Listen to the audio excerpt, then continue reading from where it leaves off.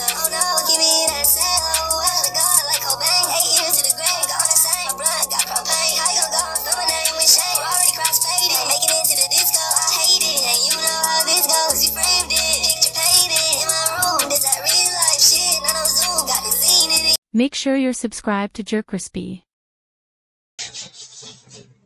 What's up, y'all? It shows most Desmos. JerCrispy, we're back in that video. SpongeBob Skin theory finally solved.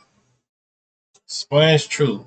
Last time, y'all must then see the one in Olympus. Y'all go ahead and watch that.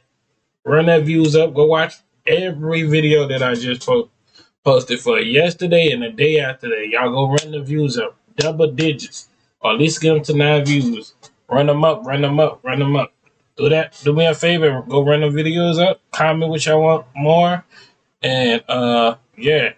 I pretty much love them death battles, so I see it. But we're gonna continue watching some more death battles and stuff. SpongeBob SquarePants. But let's go ahead and get this stuff started, on the road to 500. Like always, love y'all, and let's get it. Hiding one of the darkest world-building rules in kids' TV. You've probably noticed that in Bikini Bottom, the fish can wear each other's skin. Now, obviously, some of these gags are just jokes, but some of them are genuinely concerning. And because the show does it so often, we've all just gotten used to it. It feels like just their thing, right? Nothing to see here. Well, that's what they wanted you to think. Because when you actually slow down and take a good look at every single one of these skin moments, you may notice something. Those skins are hiding the true secret of Bikini Bottom. Sounds crazy, right? I know. Yeah. But after days worth of searching, I managed to collect all the evidence, enough to solve this mystery for you. And the scariest part, the show itself gives us subtle clues to prove that this is canon. Now, before I get way ahead of myself, I had to point out the part that actually makes sense, or at least almost makes sense. Okay. Some of these skin moments are actually clever biology jokes. For example, Patrick is a starfish. And if you know anything about starfish in real life, you know they can regrow arms if they're chopped off. In fact, that's how some of them reproduce in the first place. Same with SpongeBob himself. Sea sponges can break apart infinitely. Yeah, that's why SpongeBob and Patrick could do the amazing thing like that. And each piece can keep growing by itself. So when SpongeBob rips off his skin and later grows it back, yeah, it's weird, but it's still within Sponge logic. Mr. Krabs, he's a crustacean, and crabs really do molt. They shed their shells and grow new ones as a part of their life cycle. I've molted. Even Gary losing his shell isn't too far-fetched. Snails in the real world sometimes abandon damaged shells and adapt into new ones. Sometimes it's not even a real shell that they use, it's just whatever's available and they live with it. It might be weird to see, but it's not unusual. This makes sense since Stephen Hillenburg, the creator of SpongeBob, was a marine biologist and even taught marine science before becoming a showrunner. So if you factor that in, these jokes are actually kind of clever details that only a biology nerd turned writer would sneak into a kid's cartoon. To be honest, if the show only did this kind of thing, I'd say, sure, skin theory is just SpongeBob writers geek. Well, I feel like skin theory for SpongeBob is like something like new to them, and it's like you'll never see like trying to like tell kids like, yeah, these like a sponge and a starfish could really do stuff like that, and crabs and snails and all that stuff. Now I don't know about the Sandy part. I don't know Sandy. I don't know what was going on with that part. I don't know. Speaking out about biology. A little gross, but nothing deeper. But that's also the trick. It's a clever smokescreen they put up to make us think it's just another goofy SpongeBob quirk. Because once you start digging, you'll realize the show keeps pushing the skin jokes further, past the line of science, past the line of logic, into something way more disturbing. Remember this one? SpongeBob using Mr. Krabs' entire shell and walking around pretending to be him. He even uses it to attend the Navy reunion pretending to be Krabs. And somehow, no one said anything about it? They just believe it's the real Eugene?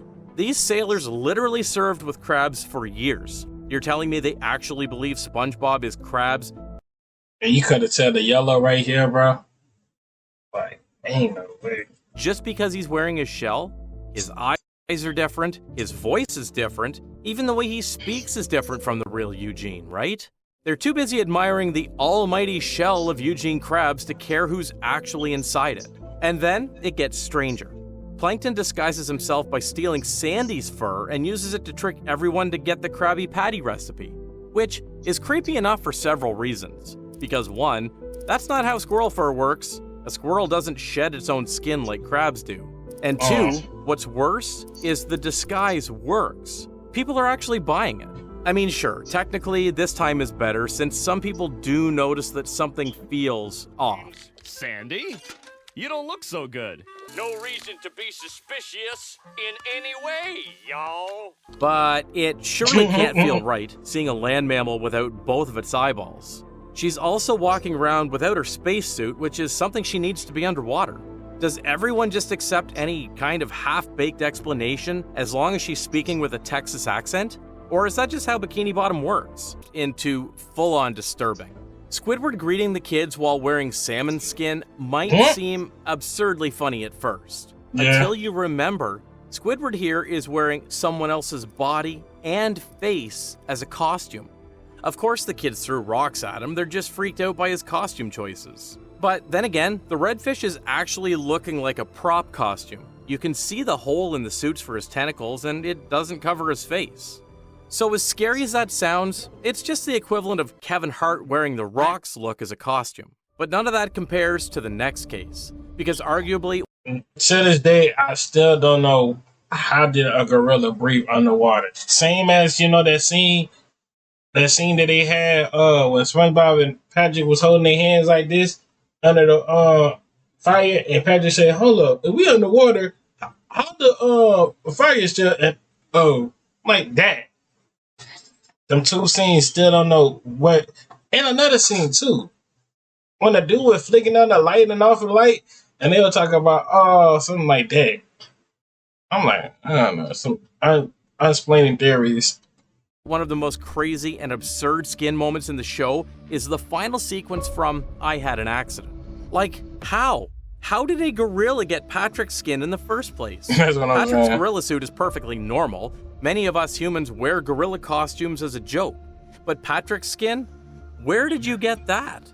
I mean, I know Patrick did lend his skin suit to SpongeBob that one time in Bummer Vacation. But that was Patrick giving SpongeBob his own skin willingly. I don't think he's giving it willingly to this gorilla. Patrick himself seems surprised when he sees the gorilla. Then again, it is Patrick we're talking about. Maybe he just forgot that he gave it to the gorilla for some free ice cream before 4 p.m. Who knows? Now, every single clip I showed you always involves the main cast. SpongeBob, Squidward, Sandy, Patrick, Krabs. So maybe it's just their special thing for the plot?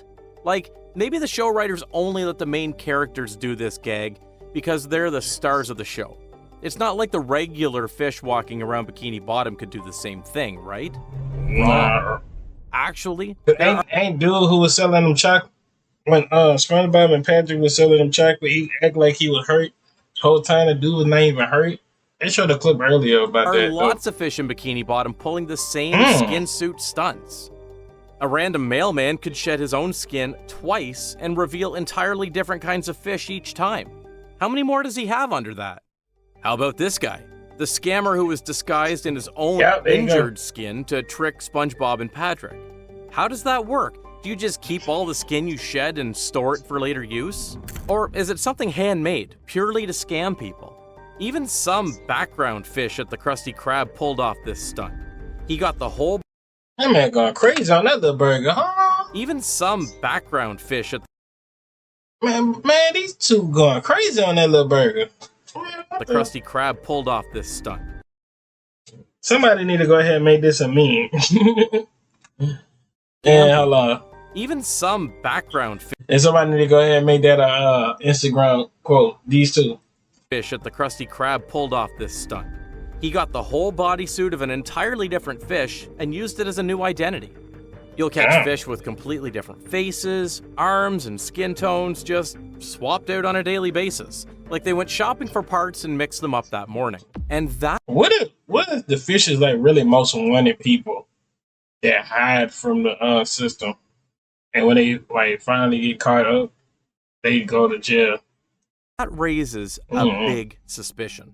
Maybe nobody bats an eye to those weird, out-of-place disguises because it's a normal thing in Bikini Bottom. Oh. Any fish could wear somebody else's skin and that's that? Nobody questions their identity? And if swapping skins is this common, then where's it all coming from? You don't just stumble across spare skins or body parts lying around. That means there has to be an entire economy behind it. At this point, it starts to feel like Bikini Bottom is hiding a full-blown black market for bodies. Wait, they do. They sell it freely and legally. So please, browse our extensive wall of noses. Patrick goes in to have a nose extension surgery one time. Yeah, he did. And strangely, nobody treats it like horror. It's just, hey, Patrick's got a nose now, like going to the dentist. What's also concerning is that the place is called Nose and Things. Does that mean they have other body parts in there? Ears and mouths, maybe? I heard that. Yeah, they do. Which means this isn't even a hidden crime. This is just the world they live in. This is their version of consumer culture. You can swap out parts of yourself at will. So this is they basically consumer.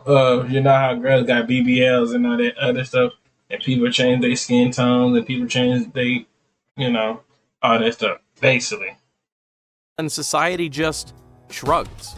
And it doesn't stop at that. Bikini Bottom is full of products built on this idea. Remember anchor arms? Well, now you too can have muscles. With Yep. anchor arms. Just add air. They sell inflatable muscles. low key. Imagine we had that stuff in real life though, like awesome real stuff. Just like dudes who don't work out at all, just have these. No, well, I think we do got those. Ain't like dudes be wearing like fake muscles and stuff like that. I think the baby wore it one time for a music video. As if it's gym gear. The entire commercial is just fish buying fake limbs to impress people. And if there's anything we know about these modified body parts, it's that they aren't really built to last. Patrick's new nose got destroyed just by the sheer amount of stink by the end of the episode. And the anchor arms are basically just cosmetic, without any real muscle. So I take it there's some limit to this kind of stuff. But then there's also another body modification project that not only changes their physique, but goes so far as to alter their personality. Project that not only changes their physique. Man, I ain't see this episode in so long, son. Like, it's been a minute since I saw that episode. All I know that SpongeBob was acting like a jerk, but he could have told people no. For some reason, he couldn't tell people no. And when he finally told people no, people started looking at him like he was weird or something like that. And then I remember at the end, Sandy had peeled the skin off. And like he was just screaming and stuff like that. But goes so far as to alter their personalities. In Abrasive Side, SpongeBob gets a rough side that he attaches to his back to stop being such a people pleaser. But it did much more than help him say no. Oh, I certainly said...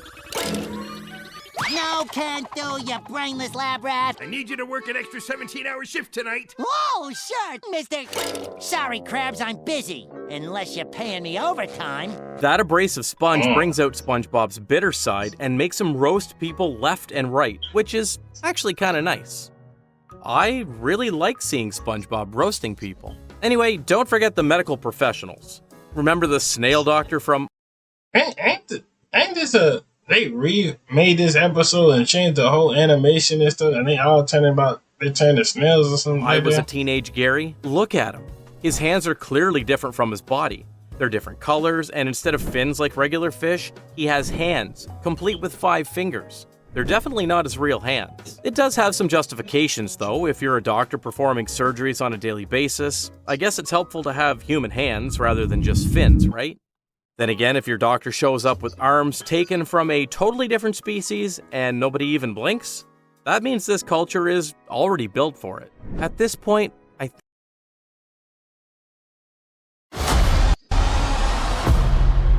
Following the movie Prey, I was thinking about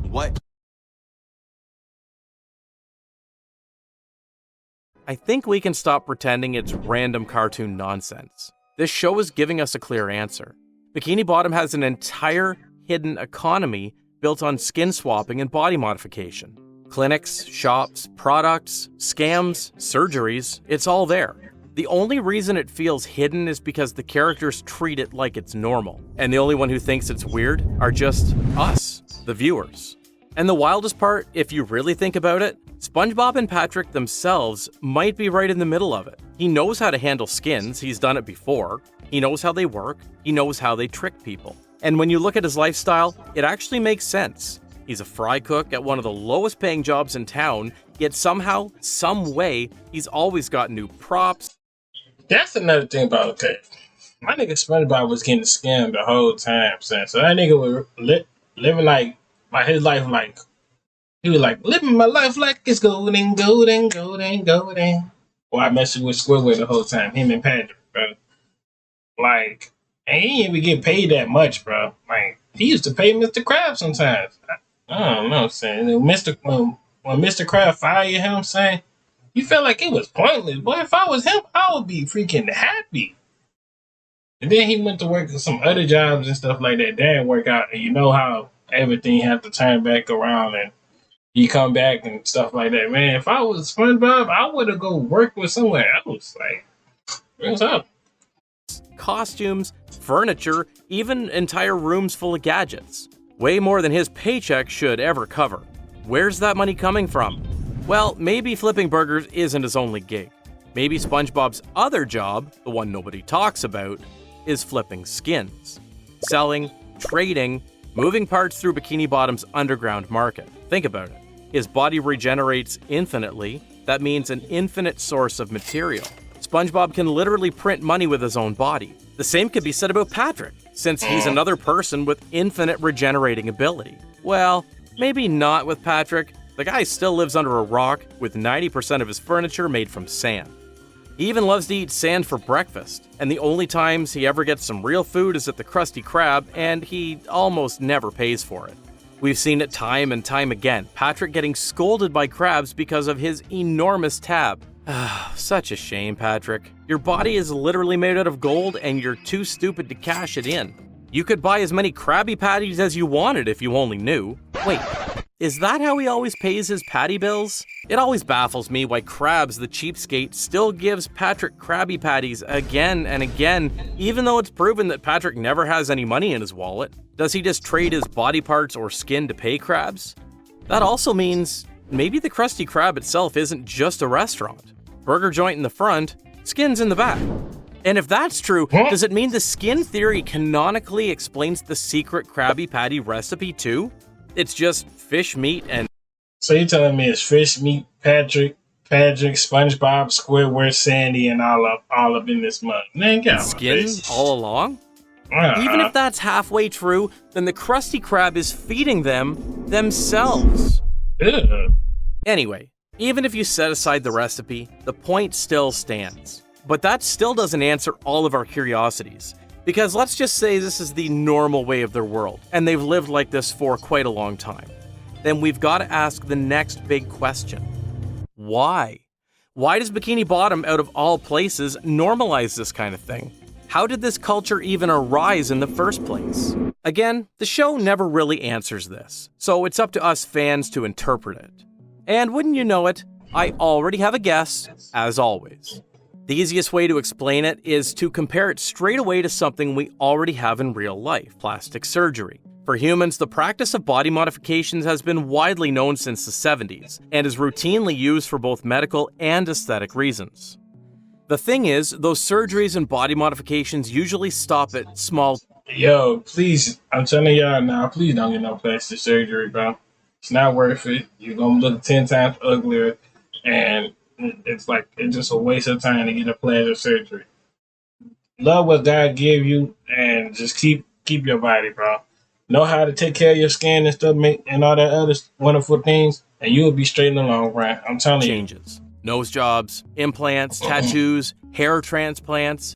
You can only tweak or replace what you... Alright, okay, tattoos don't count, because tattoos that's a part of your skin, so take tattoos out.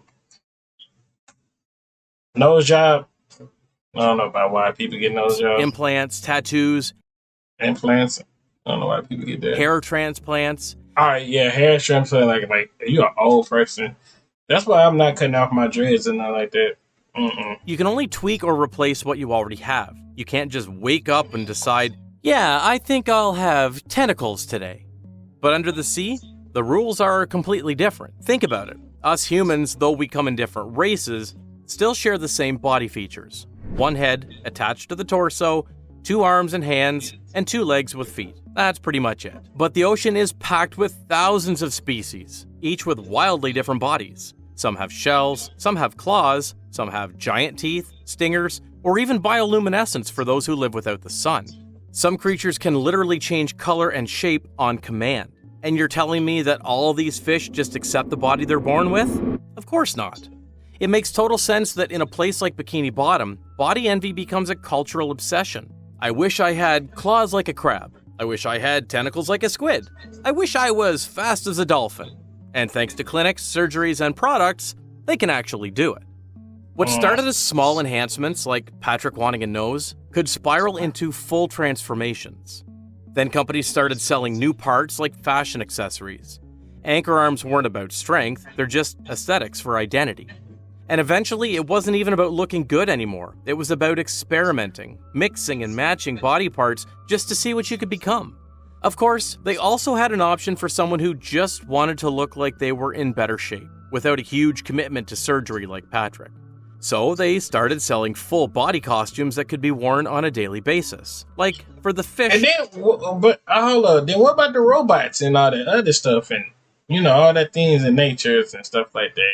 Like how the dude, we just saw that clip right there, him right here, just robots and they're trying to, all that other stuff. Like, or they're like one of the plating things. I don't know. Ecosystem on Earth, where everyone is constantly surrounded by creatures with abilities you'll never have. And in that environment, it's only natural that an entire culture would form around body modification by literally trading skins, organs, and features like they're collectibles. Which brings us back to the show. Because once you accept that this obsession exists, suddenly all those bizarre skin moments in SpongeBob start popping back into your head. And that's when we get to the part that creeps me out the most. Because skin theory doesn't just explain biology gags or scam characters. It actually explains some of the weirdest plot points in the whole show. Once you accept that skin theory, the show itself starts to look completely different. Let's go back to some of the strangest skin moments and watch them again through this lens. Remember this one? SpongeBob fools everyone in the Navy with Crab's shell, and nobody bats an eye. But if skin swapping is the real cultural norm, then the Navy sailors don't question it because they've seen this before. They're used to friends showing up in recycled shells or skins. They're fooled because in their world, that's just life. Or this one. Plankton sneaks into Sandy's fur and uses it as a disguise.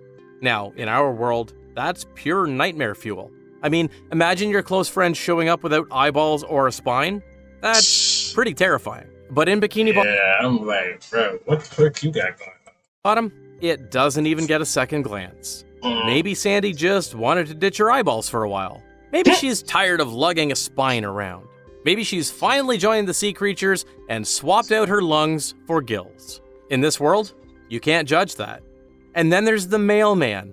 His double shedding looks weird at first, like why would you need 2 extra bodies under your skin? But with skin theory, it's actually a sad story. Maybe he doesn't feel confident in his real body. Maybe his coworkers make fun of him, so he just slips on another skin to live a normal life as a mailman. When you look at it that way, Bikini Bottom actually feels like a pretty progressive place, a society that accepts diversity, whether it's natural or manufactured. Who would have thought? And then there's this. Back inside yet? What's a gorilla doing underwater in the first place? At face value, it's one of the most absurd endings in SpongeBob history. A gorilla rips off his Patrick skin and then rides off into the sunset with George the zebra. It's insane. But with skin theory in place, it weirdly makes sense. It's the ultimate confirmation that skin swaps exist in-universe as real, transferable identities. When the gorilla said, "They're onto us," and ran off with George, they're not talking about SpongeBob questioning the logic about why a gorilla and a zebra could breathe underwater. After all, it's a show where they had fire and a beach, Goo Lagoon, deep under the sea. That's not exactly mind-blowing. What is mind-blowing, however, is SpongeBob about to realize the true intentions of their attack. Notice that the gorilla just put Sandy and Patrick into the bag, but instantly snapped SpongeBob in half the moment it saw him. The gorilla just wants to get rid of SpongeBob. Now, here's where it gets wild. The gorilla goes so far as to disguise himself in Patrick's skin just to sneak onto Conch Street. It only blows its cover when suspicion arises. Why would anyone go through all that trouble? Unless the gorilla wanted SpongeBob's position as the fry cook at the Krusty Krab. Sounds ridiculous, right? But hear me out. But how? How though? Because, like, then they should have just had a backstory of why the gorilla came to the Bikini Bottom. Do you know who this gorilla is? That's right, he's the fry cook at the poop deck.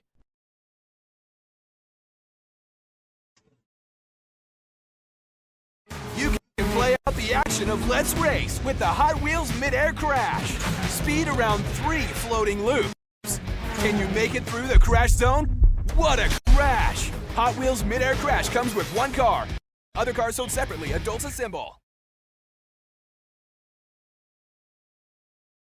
If you're starting a career in IT, then you need to download our free certification guide. Poop deck from episode Friend of Foe. What? They let a smelly, hairy flea bag like that serve food? I think he's just tired of working there. I don't blame him though. Working with Patchy the Pirate doesn't sound like the best gig. So what if this gorilla decided to make the jump, got himself modified to breathe underwater, traded Patrick's skin for some ice cream or whatever Patrick would agree to, then made his move, eliminate SpongeBob and claim the spot as Krusty Krab's new fry cook? Alright, at this point I can already hear some of you thinking, what the hell, this theory seems far-fetched. Gorillas don't make any body modifications or take anyone's skin. How does that relate to the theory? Aha, but then, how do you explain this? Because the same gorilla just made another appearance years later on Gorilla Suit Day in season 16.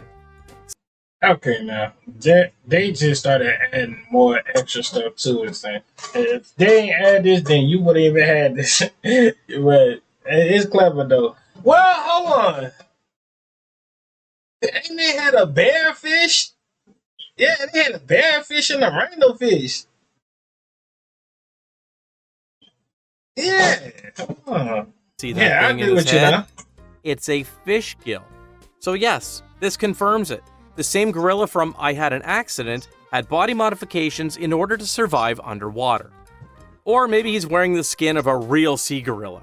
This show has a sea bear one time. Yeah, why can't they have a sea gorilla? And before you ask, are you sure that's not just some random sea gorilla and not the same one in I Had an Accident? I can assure you it's the same gorilla. I made sure to check the wiki pages for this. So there you have it. The show itself confirms this theory. Pretty wild, right?